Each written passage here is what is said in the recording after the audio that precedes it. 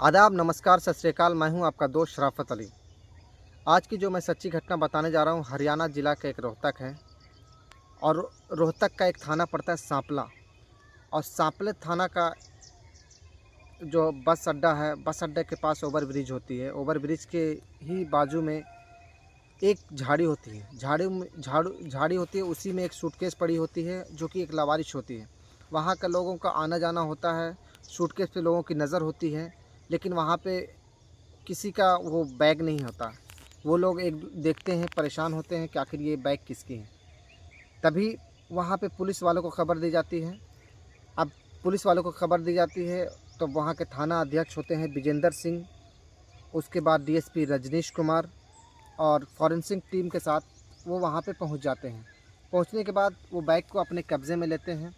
कब्ज़े में लेने के बाद उसको जब देखते हैं, बैग को खोलते हैं, तो उसमें पता चलता है कि उसमें एक 22-23 साल की लड़की की लाश है। अब जब वो लाश को देखा जाता है तो उसके होठों से खून निकल रहे थे। उसके बाद अ, उसके बाद गले में उसकी चुन्नी थी और जगह जगह पे उसके शरीर पे चोट के निशान थे। अब ये पुलिस जांच शुरू कर देती कि आखिर ये लाश किसकी है और इसकी हत्या कहाँ हुई, इसको यहाँ किसने लाया, इसको बैग में किसने पैक किया। और उस लाश को देखने के बाद ये पता चल रहा था कि उसको बेरहमी से पीटा उसके बाद उसकी हत्या की गई। हत्या करने के बाद उसको बैग में पैक करके उसको यहाँ पे फेंका गया है। अब पुलिस इसकी जांच शुरू करती है। तभी ये फ़ोटो जो है सोशल मीडिया पे वायरल हो जाती है, फ़ोटो सोशल मीडिया पे छोड़ दिया जाता है। तभी एक कांग्रेस के विधायक होते हैं, जब वो फ़ोटो को करीब शाम 6 बजे के लगभग टाइम होता है, वो उस वक्त फ़ोटो देख करके वो कांग्रेस के जो विधायक होते हैं वो कहते हैं कि कोई ये जाना पहचाना सा लग रहा है। अब पुलिस, अब जब उसको देखा जाता है, पता किया जाता है, तो वो पता चलता है कि एक रोहतक में एक विजयनगर है कॉलोनी, उसी वहीं की ये लड़की है जिसका नाम मीना नरवाल है। तभी और भी जांच शुरू की जाती है। जांच शुरू करने के बाद पता चलता है कि सोनीपत का एक गांव होता है कथुरा। जिला सोनीपत का एक गांव होता है कथुरा के रहने वाली ये लड़की होती है। तभी एक फ़ोटो सोशल मीडिया पे वायरल हो जाती है, जो राहुल गांधी के साथ ये फ़ोटो होती है। और ये भारत जोड़ो यात्रा जब चल रही थी, 2023 की बात है, तभी ये हरियाणा की वेशभूषा में एक लड़की होती है जिसकी फ़ोटो वायरल हो जाती है।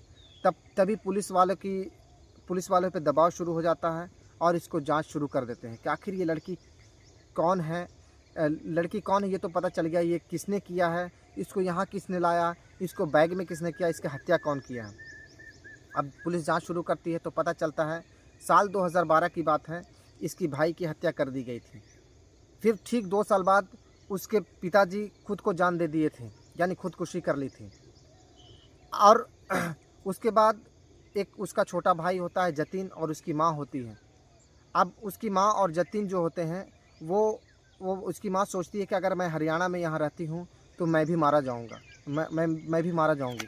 तभी वो अपने बीएसएफ कैंप में रहने लगती है और उसके बाद बीएसएफ कैंप में रहने लगती है। और लेकिन उसकी जो बेटी होती है मीना नरवाल, वो अपने पुश्तैनी घर विजयनगर में, यानी कि रोहतक के विजयनगर में वो रहने लगती है अपने नानी के साथ। और उसकी नानी की भी 5 महीने पहले ही उसकी डेथ हो जाती है और पिछले 5 महीने से वो अपने नानी के साथ रह रही थी। फिर आता है 20 फरवरी के दिन माँ यानी सविता और बेटी मीना नरवाल दोनों जाते हैं महाकुंभ प्रयागराज के लिए, स्नान के लिए जाते हैं। और स्नान करने के बाद 24 फरवरी के दिन वो वापस अपने पुश्तैनी घर विजयनगर रोहतक वापस लौटते हैं। फिर 27 फरवरी 2025 करीब शाम 4 बजे के लगभग में माँ जब अपने बेटी से विदा लेती है, दिल्ली के लिए निकलती है, तभी बेटी कहती है कि मेरा फ़ोन कभी भी स्विच ऑफ हो सकता है, मैं कभी भी बिज़ी हो सकती हूँ क्योंकि प्रदेश में चुनाव चल रहे हैं। तभी तभी वो चली जाती है। उसके बाद फिर उसकी माँ के पास एक फ़ोन कॉल जाती है। उसमें कहा जाता है कि तुम्हारी बेटी की किसी ने हत्या कर दी है। अब सोशल मीडिया पे ये बात तेज़ी से वायरल होती है और मीडिया वाले कुछ उनके माँ के पास पहुँचती हैं। तो माँ के पहुँचने के बाद उनसे पूछताछ की जाती है, तो वो बताती है कि पिछले 10 साल से वो कांग्रेस के लिए काम कर रही थी। और एक रोहतक के सांसद है दीपेंद्र हुड्डा, उनके साथ भी एक फ़ोटो वायरल हो रही थी और उनके हर कार्यक्रम में वो शामिल रहती थी और वो पिछले लगातार 10 साल से वो कांग्रेस के लिए काम कर रही थी। इसी बात को लेकर के उसकी माँ कहती है, उसी बात को लेकर के कुछ उन्हीं के पार्टी के लोग उनसे जलते थे और उनसे ये सोचते थे कि ये लड़की इतनी कम उम्र में ये बहुत आगे बढ़ रही है, इनका नाम हो रहा है, ये हमेशा हाईलाइट हो रही है। और इसी को लेकर के लोगों के पार्टी के अंदर में उसकी जलन थी। तभी तभी उसकी माँ कहती है कि हो ना हो उसी के कांग्रेस के पार्टी के कुछ नेता लोग हों, वो वही हत्या किए हो या उसके दोस्त लोग किए हों। तभी पुलिस एक टीम गठित करती है और एसआईटी गठित करती है और जांच शुरू करती है कि आखिर इसका हत्यारा कौन है। क्योंकि जितने भी 25 किलोमीटर जहाँ पे हत्या हुई थी, 25 किलोमीटर के आसपास से जितने भी सीसीटीवी कैमरेज़ हैं उसको खंगाले जाते हैं और पुलिस का दावा है कि बहुत जल्द हम लोग उस हत्यारे तक पहुंच चुके हैं। बहुत जल्द हम इसके बारे में कुछ आपको बताएंगे, अपडेट बताएंगे।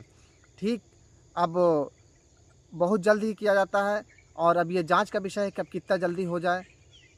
अब पुलिस तो जांच शुरू कर दी है, अब देखते हैं इसके आगे होता क्या है। दोस्तों, मेरे वीडियो कैसा लगा? आप अगर मेरा वीडियो अच्छा लगे तो लाइक कर दीजिए, शेयर कर दीजिए और सब्सक्राइब कर दिए। जय हिंद दोस्तों।